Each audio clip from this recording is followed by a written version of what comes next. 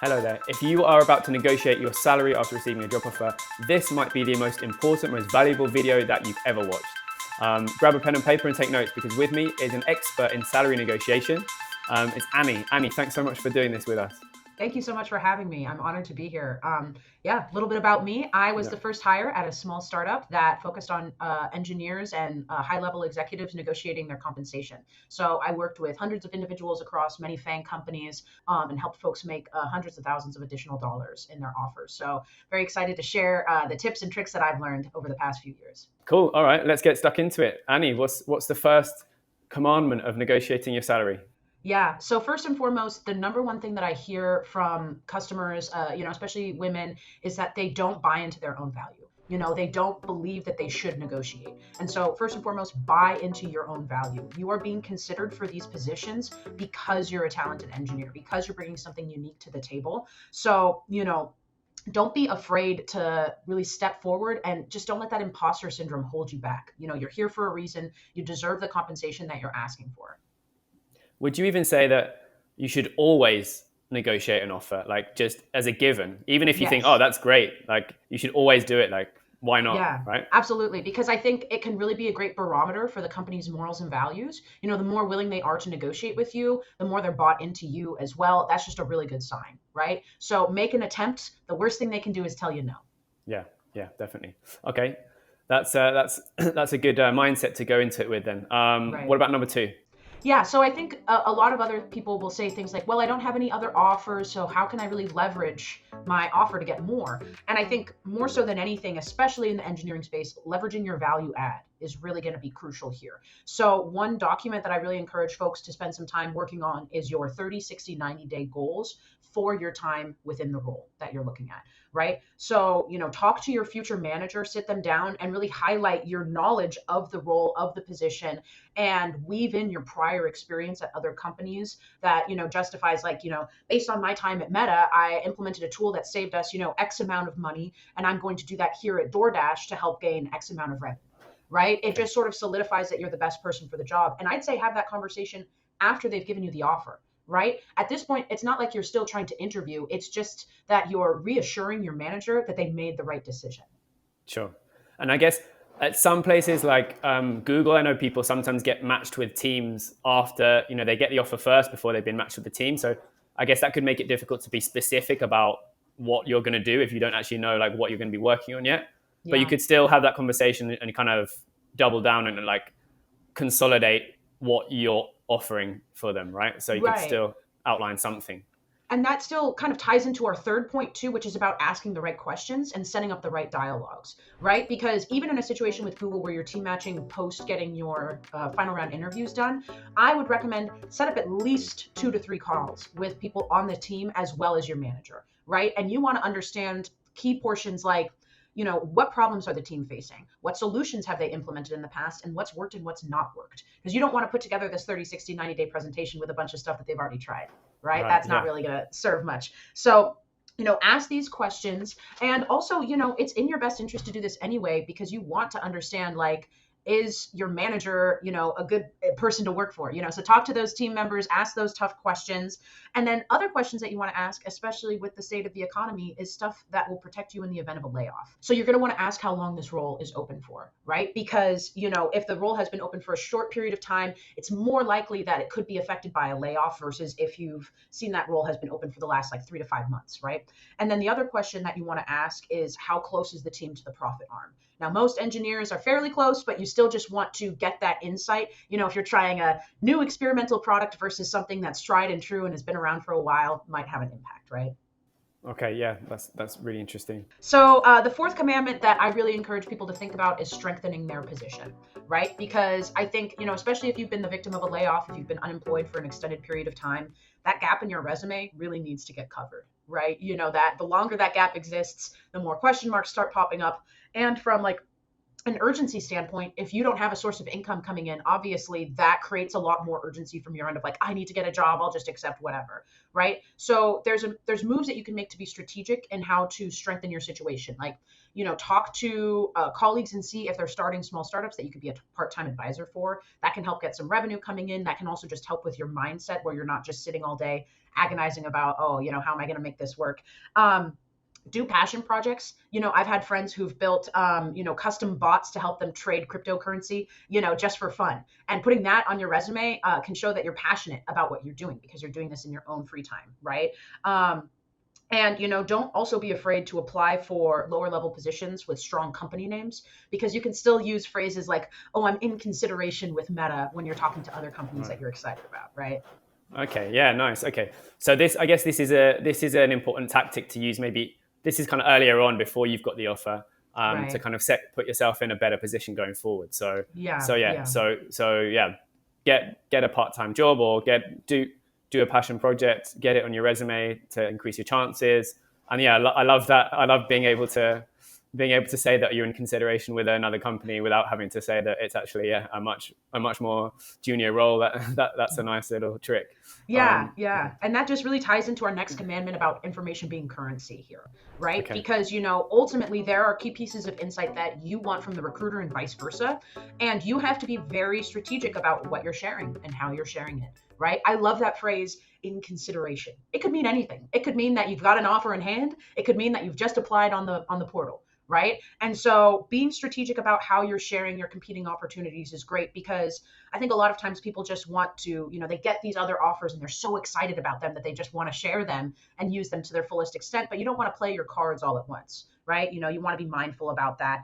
And so, if you give a recruiter a crumb of information, just let them push for more details. More often than not, they won't.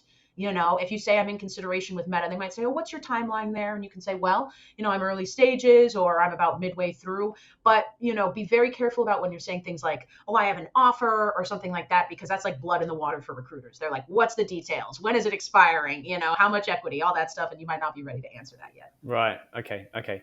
And then also, I guess the one of the number one things that recruiters ask, is, what are your salary expectations for this role? Yes. Or they might ask, what are you earning at the moment? Yeah. And I guess you should try and not give that information, right? Like, Yeah. it's very difficult to say no to someone that you're trying to get a job from, right? But Right. And it can be hard too, because, like, for example, in the United States, in most states, it's illegal for them to ask you what you're currently making. right, Right. And, you can kind of hide behind things like, oh, I'm not comfortable sharing that. And even if you're in a European country or a place where maybe that's not a law, you can still say, I'm not comfortable sharing, because it is very personal. yeah, But when it comes to your salary expectations, it does get challenging, right? Because sometimes on the application, it'll be a red asterisked field, right? And you kind of have to fill something in. I usually would tell folks to type in those scenarios, let's talk about it when we're further along. But I've seen them now where they make you input a number in yeah, there, and they get mad if you enter 0, right? So I would say, in some situations, you can see the posted salary range depending on the state you are. In the United States, like California, New York, Seattle, a lot of states, or yeah, Seattle, Washington, you can see the salary range listed on the job posting. Right? That's yeah, kind of a legally mandated thing. That's not everywhere. So do your best to try to do some research. And my general frame of reference is, think about what you're currently making, add a percentage on top of that you think would make sense, that would make you excited to leave, and then add a little bit more for just hedging, because you yeah, never want to ask for exactly what you want. You want to ask for above what you want. So yeah, that way, yeah. that's kind of the strategy there. Okay, nice, great. Okay, next, what's number 6? Yeah. So the best person to talk to here, I think a lot of times there's confusion about, who do I talk to in the negotiation? Should I just talk to the recruiter? And I would say talk to the decision maker, right? Don't waste your time kind of dallying with HR, because they are just a middle person, right? Their whole job is to take your salary requests, go back to the compensation committee, share those salary requests, get their approval, and then come back and share that with you, right? So they don't have any authority. And your manager is really the person who can go behind the scenes, who has sway with the comp committee, who can go to like VPs, SVPs, and say, hey, this is why Tom deserves higher compensation, right? So that's why I think it's really important when you have that 30, 60, 90-day conversation, you do it after you've gotten an offer, you do it with your manager. And towards the end of that dialogue, you kind of weave in, well, based on the work that I'm doing, as well as, whatever your other leverage opportunity is, whether it's a promotion or other company, based on this and my other offers, I would be looking for a compensation of XYZ. And you share that straight up with your manager. Now, there is a chance that your manager might just be like, well, I don't do this. This is the recruiter's job. And Right, that's fine. But at least you've made the ask with them, and they yeah, have to sign off on it too.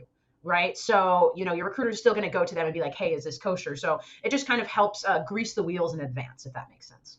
Yeah, that makes sense. Yeah, I guess it can be, it can make you a bit anxious, kind of asking for more time, from this manager that they're busy. They've already you're chuffed that they've given you the green light for the offer. You don't want to kind of ask for more, but yes, they won't. They're not going to think that you're pushy for doing it, right? Like they're going to No, understand that this is what people do. It won't be the yeah, first time that, especially if they're at a big company, like Meta or Google, it's not going to be the first time that a candidate has done this. And right, so even if they say no, then that's fine. They're not going to kind of change their mind and right. recommend that you're not given the job anymore. Yeah, exactly. They'll actually respect you more for being very Yeah. thoughtful about this. Yeah, because I think a lot of times, you are interviewing them just as much as they're interviewing you, right? And you want to make sure you're doing your due diligence there. But I think one of the things that I see folks get the most anxious about is, how do I respond to these things from my recruiter, from my manager, these harsh pieces of pushback, right? What pushback should I even anticipate? And I think it's really important before you have these dialogues to really sit down and think, okay, what's the worst thing that they could say? And then how can I respond to that? I'm very much a prepare for the worst, hope for the best kind of person. So think through, like, if they're saying things like, oh, I don't know, maybe it just doesn't seem like you're a great fit if you're so focused on money and you're not focusing on the mission of the company or whatever. Think about how are you going to respond to things like that. And typically the guidance that I give is use the excitement sandwich. So the Yeah. excitement sandwich is basically like similar to the compliment sandwich in management, where it's like when you give someone a piece of negative feedback, you do positive feedback, negative feedback, positive feedback. So I've it's basically eaten a couple of compliment sandwiches in my time. yes. Sometimes they don't taste that great. But, but the excitement sandwich is kind of similar. And, ultimately, your recruiter really cares about, are you going to sign with them? That's how they get benefited in their metrics, is if you sign with the company. So they're not going to do a ton of work for you if they believe you've got one foot out the door. So if you can really frame it as like, I'm so excited about this opportunity. The one thing that I'm struggling with is the compensation. If we could get the compensation to a place I'm excited about, I'd be happy to sign today. Yeah. See? Just makes that pill a little bit easier to swallow. Yeah. Okay. Yeah. That's good. And yeah, also obviously you want to that you're portraying the right attitude. No one's going to say that that you're not on board with the values of the company. So yeah, just I guess that positivity that you would have been showing throughout the whole interview process anyway. Just Yeah. keep going with that, right? Especially when you're talking to like a small startup or something about like Yeah. a severance package. You really want to be careful because A, you want to protect yourself, right? But B, you don't want them to think you don't believe that the company's going to be successful. So, it's like I have Yeah. every faith that, Yeah. stealth startup is going to be amazing, but I have to be thoughtful about myself and my family given this tough time. With that in Yeah. mind, if we could add a severance package on here, I would be excited to sign, right? Yeah. Okay. Yeah. Sounds good. So, another thing to think about too is that I often will have people when I'm doing mock negotiations with them, they'll throw out their initial number and then I'll say, oh, as the recruiter, oh, we can't do that. The top of the band is a slightly lower number. I can go back and get that approved. Are you going to accept that?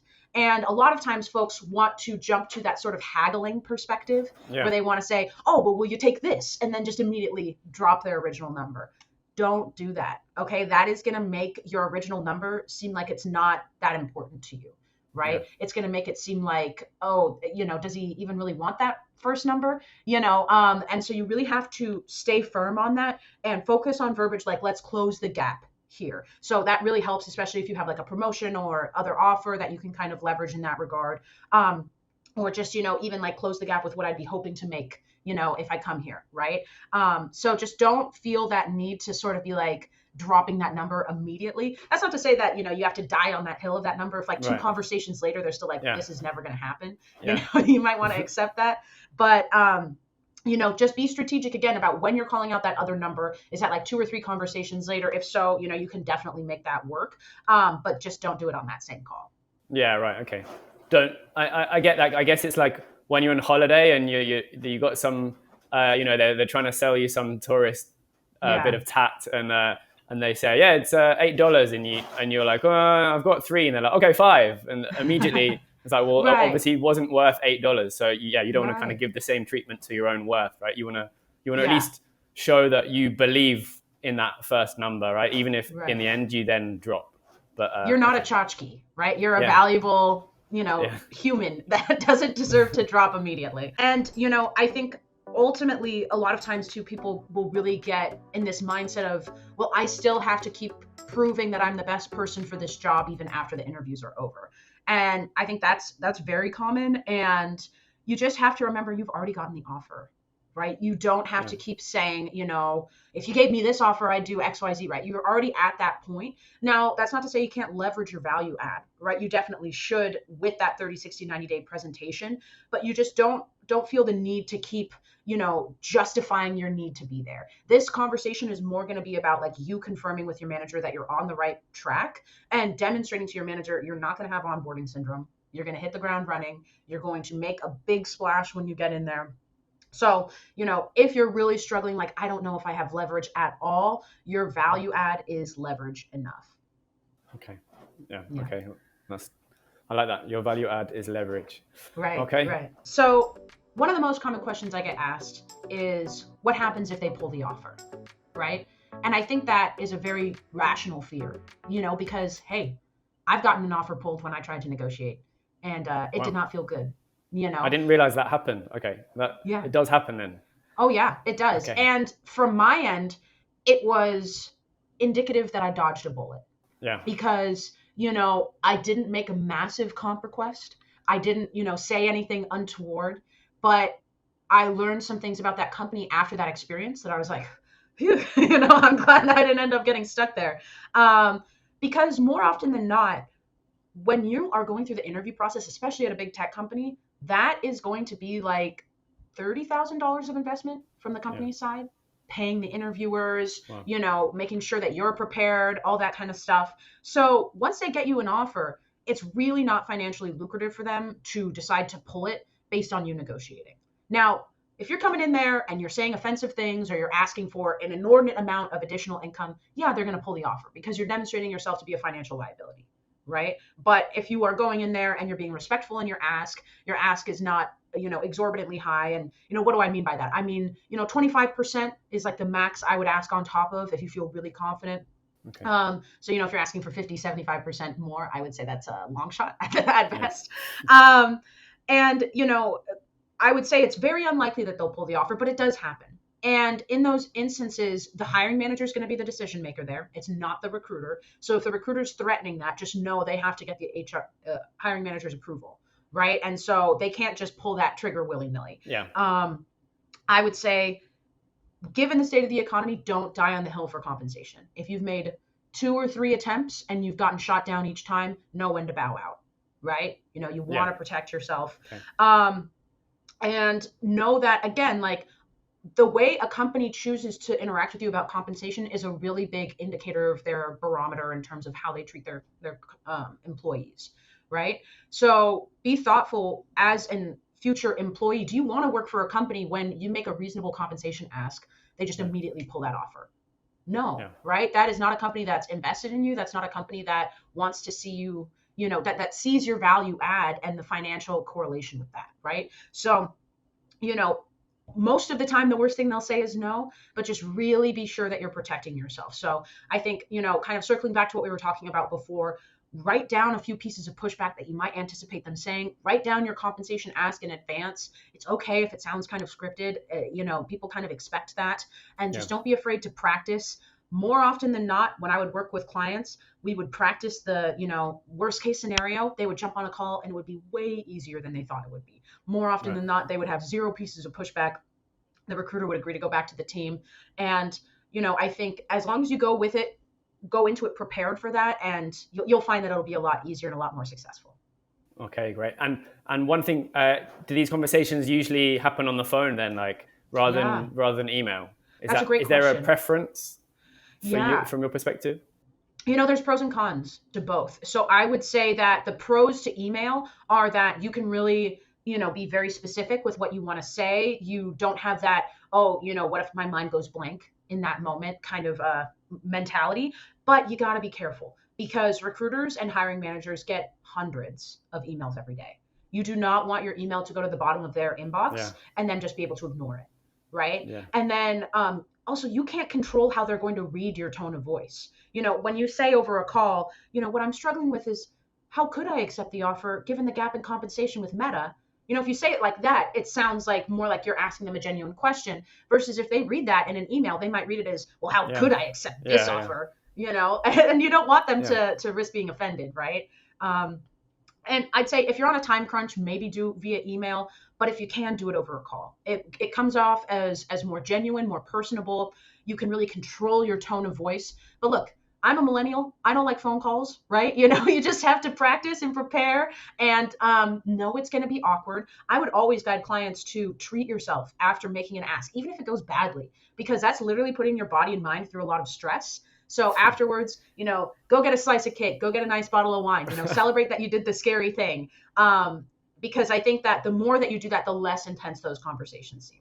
Yeah, it is scary, but I guess, and a call is more scary, but I guess the good thing in a call is it's more likely you've got it out of the way and you know that it's in process. Whereas, I mean, I for this job, I negotiated with our founder, Max, and I sent an email and I think he replied the next day, but that was the longest 24 hours of my life thinking, oh my, what's happened? He's changed his mind. He's not going to want me anymore. Right. And so at least with a phone call, you can actually get a sense straight away of the reaction, and right. you'll still have to wait probably, but maybe it will make that waiting a little bit more bearable. Yeah. And then you won't feel tempted to kind of follow up like, are we all good here? I don't need the money anymore. You don't have to do that when you're on the call. And it is just like ripping off a Band-Aid, right? You make that ask, you get it over with, you move on to the next thing. And again, more often than not, the recruiter will say, well, I'm going to take it back to the team. Can't make any promises, but we'll see what happens, right? And the hiring manager, if you're doing the ask with them, they'll probably say that, but more like, I might have to talk to some higher level folks, but we can see what we can do, right? And as long as you're going into that conversation with that being your goal of them just going back to the team, you don't expect them to match it. You don't expect them to say on the call, yes, we can do this, right? If they say, yes, we can do this, you didn't ask for enough, right? Yeah, you right. need to ask a little bit more. But I would definitely say there's pros and cons to both phone and email. So just be thoughtful about the situation and be really mindful if you do an email, what you write, right? Okay. Yeah. Cool. Annie, that's been really, really fun, and I think hopefully really useful for people. I'll certainly be watching it next time I'm negotiating an offer. Hopefully won't be anytime soon. Cool. Thanks for doing this with us. Thank you so much for having me. I really appreciate it. And any negotiation questions that you have, drop them in the comments below. I will try to come by and see if I can give some feedback. Oh, that would be amazing. Thanks so much. All right. Awesome. Cheers.